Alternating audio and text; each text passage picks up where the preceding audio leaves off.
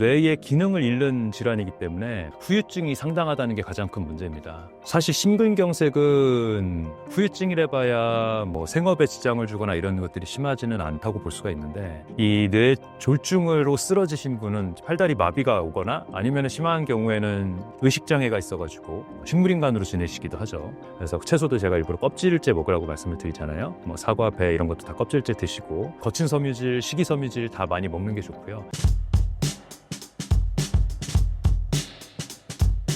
반갑습니다. 신사임당 구독자 여러분, 응급의학과 전문의 최석재입니다. 몸이 보내는 마지막 신호들이라는 책을 쓰고 돌아왔습니다. 많이들 읽어주시면 감사하겠습니다. 최근 한국에서 뇌질환 환자들이 급증한 이유가 무엇인가요?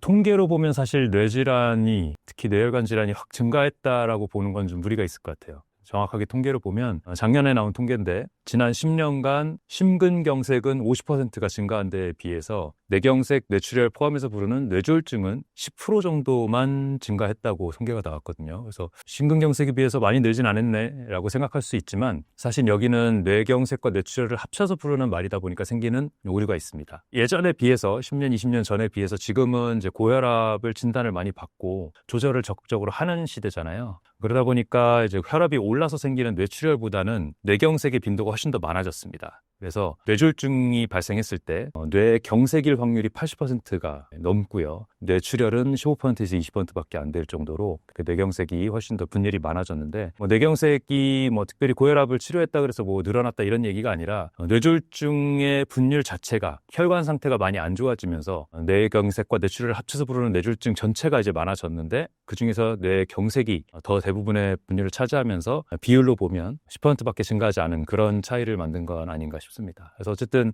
그렇게 보면 숫자로는 많이 증가하지 않은 것 같다 이렇게 생각할 수 있는데, 사실은 우리의 혈관 상태는 많이 나빠졌다는 거를 간접적으로 알 수가 있는 거죠. 근데 이 혈관 상태가 안 좋아졌다는 게 저는 체감을 하고 있습니다. 20년 전 전공의 때는 우리가 엑스레이를 찍잖아요. 흉부 엑스레이를 찍거나 복부 엑스레이를 찍거나, 또는 옆으로 해서 찍는 허리 엑스레이를 찍거나 그러면 거기에 혈관 석회와 혈관 따라서 하얗게 보이는 게 보이는 분들이 그렇게 흔하지 않았어요. 한 70, 80 넘으셔야 하얗게 보이셔가지고 보호자분 사진 보여드리면서 환자분 혈관이 많이 안 좋으신 상태니까 혈관병 질환 같은 거 생길 가능성이 더 높다, 알고 계셔라 이렇게 설명을 드렸던 기억이 있는데요. 지금은 그 나이대가 50, 60만 돼도 혈관에 하얗게 이렇게 보입니다. 그만큼 혈관의 동맥경화, 석회화가 많이 늘어났다는 어떤 기준이 될 것 같고요. 그래서 요즘은 다 일일이 설명도 못할 정도로 많습니다. 그냥 그러려니 하고 혈관 또 하얗구나 이렇게 생각하고 넘어갈 정도입니다. 이런 변화가 일어나는 걸 봐서는 혈관벽의 상태가 우리가 많이 안 좋아진 상황을 살고 있구나. 그러다 보니까 뇌졸중이나 심근경색도 많이 증가하고 있는 거를, 뇌출혈은 줄였지만 뇌경색이나 심근경색은 많이 증가하고 있다는 거를 체감할 수 있는 그런 사례가 아닌가 싶습니다. 의사들도 두려워하는 질환으로 알려진 뇌졸중이 무서운 진짜 이유가 무엇인가요?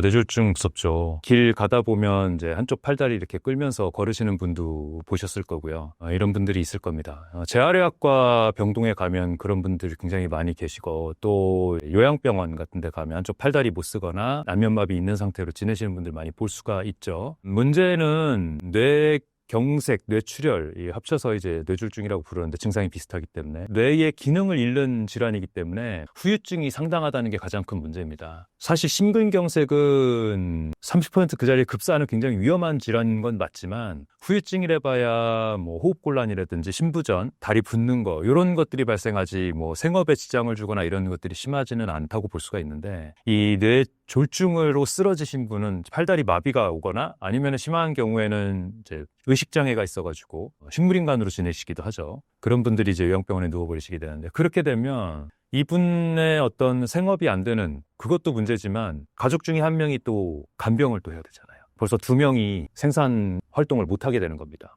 게다가 그 쓰러지신 분이 보통 남성이 많으니까, 중년 남성이나 노년 남성이 자기 일을 해야 되는 상황에서 쓰러졌다 그러면 그 가족들의 주수입원조차도 없어지니까 병원비, 간병비만이 문제가 아니라 경제적인 타격이 엄청 크죠.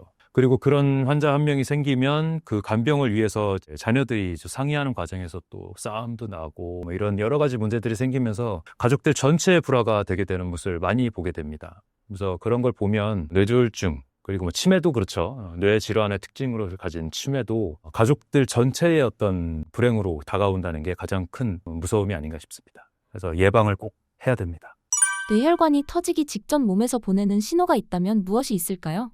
우리가 뇌출혈이나 뇌경색 막혀서 생기거나 이런 것들이 미리 증상이 나타나는 일은 흔치는 않아요. 그래서 뇌경색 같은 경우는 일과성 뇌허혈 발작이라는 게 있기 때문에 한쪽 팔다리 마비가 오거나 얼굴 마비가 왔다가 풀리는 경우가 드물게 있거든요. 그러면은 빨리 이걸 지체하지 말고 병원 가서 입원해가지고 치료를 받으면 다시 재발하는 걸 막을 수 있는 기회가 있는데, 사실 뇌출혈 전에는 알아볼 수 있는 게 혈압밖에 없죠.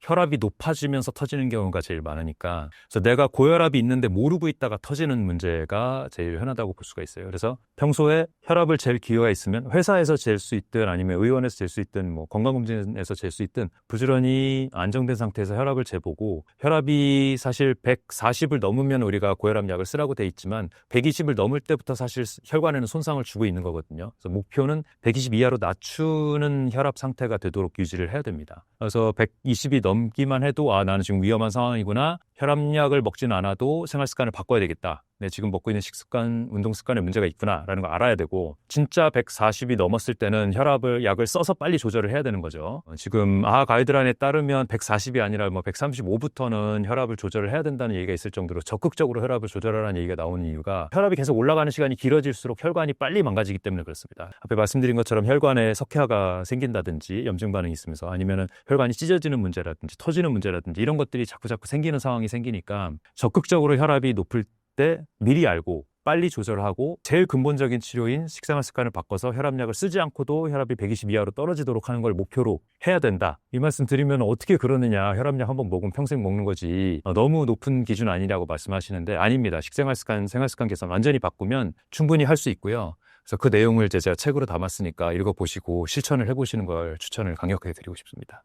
뇌혈관 질환이 발견된 경우 꼭 수술해야 할까요? 수술을 하는 경우도 있죠. 일단은 뇌출혈 같은 경우는 수술을 하는 경우가 많습니다. 혈액의 양이 많아가지고 수술을 하거나, 아니면 뇌가 한쪽이 밀려가지고 수술을 하거나, 이런 경우가 제일 크고요. 급성기 때는. 그러면 이제 버울이라고 뚫어서 압력을 빼주면서 그 다음에 혈액도 빼주고 이렇게 한 다음에 세척을 하고 닫아주는 식으로 진행이 되는데, 관 넣어놓고 나오는 경우도 있고요. 그런데 위치에 따라서는 또 수술을 못하는 경우가 있습니다. 숨뇌에 너무 가깝다든지 아니면 소뇌 쪽에 있다든지 이런 경우는 뇌출혈 양이 많아도 수술을 못하는 경우도 있고요. 또 뇌출혈 양이 적어가지고 수술을 안 하고 그냥 혈압만 낮추는, 그리고 뇌압을 조절하는 약물을 쓰고 중환자실로 입원 치료를 하는 경우도 있습니다. 그래서 그거는 신경외과 전문의와 응급의학과 전문의가 서로 협진을 하면서 결정을 하게 되고요. 또 뇌경색인 경우도 수술을 하는 경우가 있습니다. 뇌경색이 수술하는 경우는 잘 모르실 수가 있는데, 우리 뇌는 두개골이라는 한정된 공간 안에 갇혀 있잖아요. 그러다 보니까 머리 안에 부종이 생기면 뇌압이 올라가면서 뇌 전체를 손상을 시킬 수가 있습니다.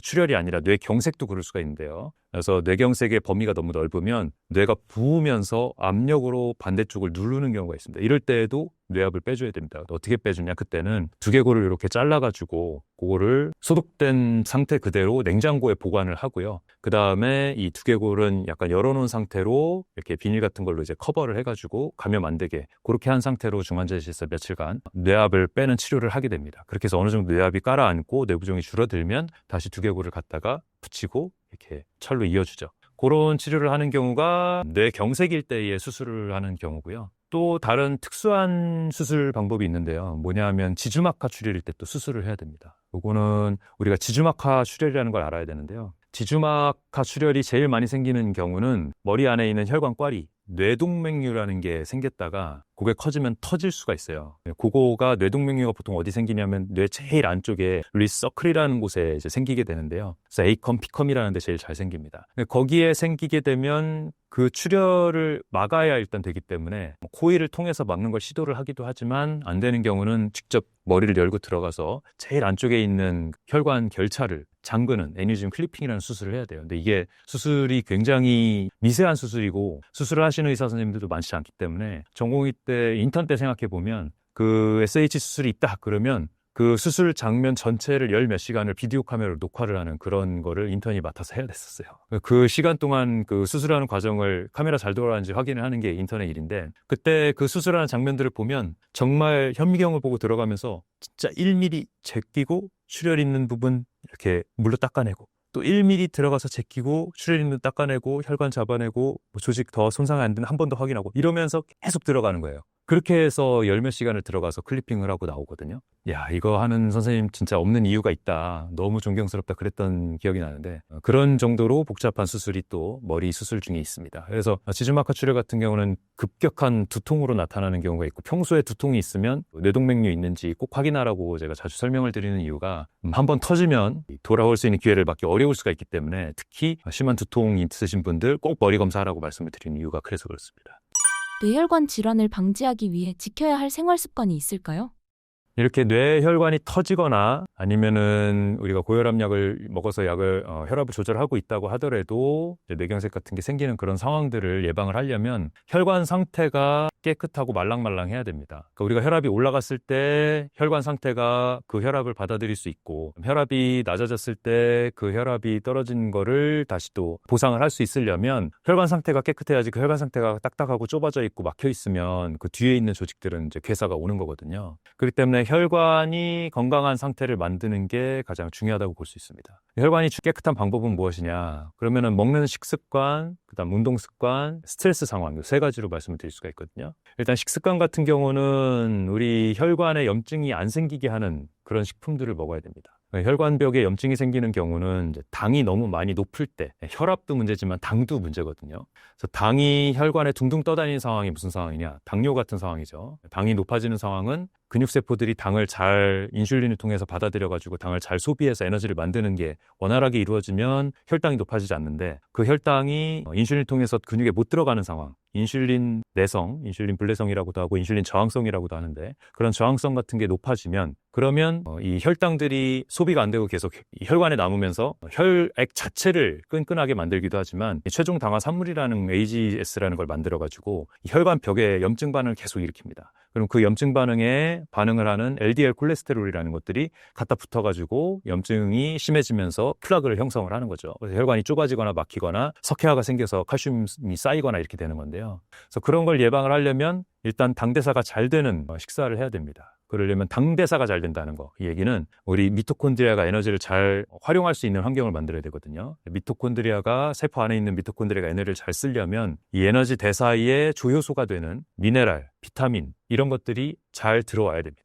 미네랄, 비타민들이 잘 들어오려면 어떤 음식을 먹어야 되냐? 가공식품들을 피하고 초가공식품들이라고 얘기하는 밀가루나 이런 것들에다가 원재료 없이 그냥 갈아가지고 만들어가지고 거기다가 이제 보존료, 합성 물질들, 착색료, 향미증진제 이런 거 넣어가지고 만든 게 초가공식품이잖아요. 그런 음식들이 들어가게 되면 우리 몸의 혈당을 엄청 피크를 이루게 되고 소화가 빨리 되니까 그 다음에 더 많이 먹게 만들고 이러면서 혈당을 높이게 되고 혈당 피크를 이용해서 인슐린이 많이 분비되게 되고 그러면 혈당이 또 낮아지게 돼서 더 먹게 되고 이런 악순환이 벌어지면서 혈관벽에 염증을 일으키는 상황을 우리 몸을 우리가 만들고 있게 되는 거죠. 그래서 그런 초과식품들을 제외하고 그다음에 원물이 그대로 살아있는 상태로 먹을 수 있는 것들, 특히 이제 초록색 채소들, 그다음에 현미 같은 이런 전곡류 식사 이런 것들로 식사를 해줘야 되고요. 그 외에 다양한 항산화 물질과 섬유질들이 많이 들어가 있는 다양한 색깔의 과일 채소들. 그래서 채소도 제가 일부러 껍질째 먹으라고 말씀을 드리잖아요. 뭐 사과, 배 이런 것도 다 껍질째 드시고,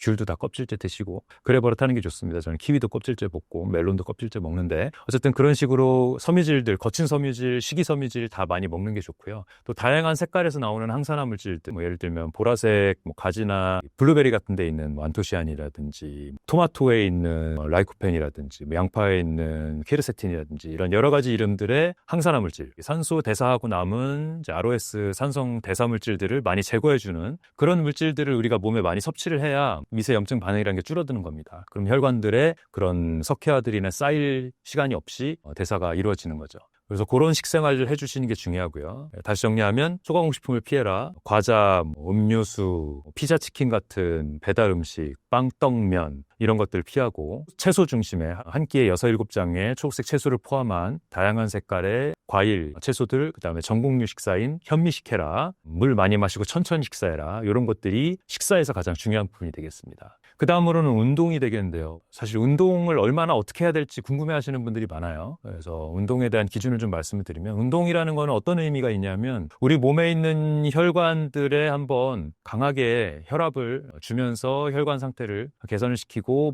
말초 혈관 끝에까지 산소화를 시키고 대사물질을 다시 빼내는 그런 세척의 효과도 있고요. 두 번째로는 우리 혈관의 탄성을 연습을 시키는 그런 효과도 있습니다. 그래서 운동을 할 때는 이제 혈관에 무리가 올 수 있지만 천천히 혈관에 압력을 주는 단계를 천천히 올리면 그러면 이 혈관이 탄력이 점점 늘어나게 되는 거죠. 연습이 되면서. 그래서 운동을 할 때 너무 갑자기 오늘부터 운동해야지 그러고 갑자기 최대 심박수에 가까운 그런 운동을 하는 거는 굉장히 위험할 수가 있고요. 우리가 이제 최대 심박수 기준으로 얘기를 한다면 220에서 자기 나이 뺀 숫자의 심박수의 한 60% 정도에서 시작을 해서 저 같은 경우는 이제 45를 빼야 되니까 175회 정도가 되겠죠. 그럼 제가 처음 운동을 한다. 그러면 처음부터 175회를 하면 사고 납니다. 그렇게 하면 안 되고 105회 정도, 60%인 105회 정도 레벨로 그러려면 거의 뭐 살짝 걷는 정도로 해야 걸으면서 살짝 뛰는 정도로 해야 105회 정도가 나올 거예요. 그런 정도로 운동을 해서 일주일 정도를 하고 그 다음에 다음 주에는 70% 정도, 120회 정도 숫자가 돼야 될 겁니다. 그런 정도로 또 맥박을 좀 올리면서 조금 더 빨리 뛰는 운동을 하고 그 다음에는 8% 정도의 운동을 하고 이런 식으로 서서히 늘려가면 우리 혈관벽에 주어지는 압력을 서서히 적응을 시킬 수 있게 됩니다. 이런 운동을 일주일에 150분 정도, 최소한 150분 정도를 하는 게 목표가 되어야 되고요. 중등도 강도 운동을 150분 정도 한다고 얘기를 하거든요. 씩 3번을 해도 되고요. 30분씩 5번을 해도 되고 매일 25분씩 해도 상관없습니다. 어떤 방식으로 하든 운동을 해도 되고 주말에밖에 운동할 시간이 도저히 없다. 그런 사람들은 주말에만 이틀 1시간 반씩 몰아서 해도 상관없습니다. 그런 식으로 150분 이상, 300분까지 그렇게 운동을 해주시는 거를 가장 추천을 합니다. 그랬을 때 내 몸의 혈관 상태가 가장 개선이 될 수 있는 운동량과 운동 강도이고요. 그래서 그런 운동을 하려면 제일 좋은 게 뭐 처음 운동하시는 분은 빠르게 걷기부터 시작을 하는 게 좋고 그 다음에 좋은 게 이제 요즘 러닝 많이 하잖아요. 러닝 열풍인데 저도 러닝 크루에 참여를 하면서 이 러닝의 즐거움을 많이 알고 있는데요. 이런 러닝 참여하면 좋고 그 다음에 러닝하기에 좀 부담스럽거나 하신 분들은 계단 오르기 좋습니다. 계단 오르기. 계단을 10개 층 정도를 하루에 2번 정도 오르면 충분하거든요. 그런 정도로 해서 운동 강도를 조절하시면 됩니다. 그 다음에는 마음의 관리를 하는 게 필요한데요. 마음의 관리 무슨 뚱딴지 같은 소리냐 이렇게 생각할 수도 있는데 마음 관리 굉장히 중요합니다. 왜냐하면 혈관이라는 거는 스트레스 호르몬 때문에 굉장히 영향을 받아요. 우리가 교감신경이 너무 과항진돼 있거나 아니면 스트레스 호르몬 에피네프린, 노르에피네프린 이런 것들이 많이 스트레스 호르몬으로 나와 있으면 혈관은 지속적으로 수축해 있는 상태로 지내게 되고 이거는 또 혈관벽에 악영향을 줍니다. 그래서 혈관벽을 위해서는 내 몸이 항상 이완되어 있는 상태를 유지를 하는 게 좋고요. 잠을 충분히 자고 편안한 상태로 유지를 하는 게 좋습니다. 부교감신경이 어느 정도 항진되어 있는 상태가 좋은 거고요. 그러려면 호흡법과 명상을 추천을 드립니다. 그래서 호흡법 같은 경우는 내가 뭔가 지금 내가 뭐 긴장돼 있고 뭔가 힘이 들어가 있어 라는 걸 딱 깨달으면 바로 이제 허리를 딱 펴고 먼저 이제 스트레칭부터 해야죠. 이거 풀기 위해서 이 허리 T 레벨, 흉추 레벨에 이완을 하기 위해서 이렇게 이완을 좀 해주고 그 다음에 눈을 감고 한 3초 정도 호흡을 들이셨다가 3초 정도 내쉬는 방법으로 마인드 컨트롤을 바로 즉시 해주는 습관을 들이는 게 좋습니다. 그렇게 해야 내가 긴장했구나 이런 것도 바로 알아보게 되고 그 다음에 습관적으로 긴장했을 때 바로 풀게 되는 그런 효과도 연습하다 보면 얻을 수가 있고요. 요거를 잘 때 호흡법을 잘 하면 잘 때도 깊은 잠을 자고 푹 잘 수 있는 효과를 얻게 됩니다. 그래서 명상을 한다 그러면은 호흡법을 똑같이 천천히 들이쉬고 천천히 내쉬면서 코끝에 집중을 해서 바람이 들고 나가는 걸 느끼고 온몸에 힘을 다 빼면서 바다 위에 있는 한 마리의 해파리가 된 것처럼 이렇게 하고 허리만 꼿꼿하게 세우고 있으면 그게 이제 명상을 하는 겁니다. 이렇게 해서 잡생각이 생기면 다시 돌아오고 잡생각이 나타나면 또 다시 돌아오고 하면서 연습을 하다 보면 한 1분 정도 길면 5분 정도 이렇게 자기가 연습이 되거든요. 처음에 10초도 못해요. 10초도 못하는데 점점 길어집니다. 이렇게 하게 되면 스트레스를 관리도 할 수 있게 되고 잠도 컨트롤할 수 있게 되면서 삶의 퀄리티도 좋아지고 우울증도 사라지고 어떤 불면증도 좋아지고 대인관계나 이런 것들 전체적으로 다 좋아지는 그런 거를 느낄 수 있게 됩니다.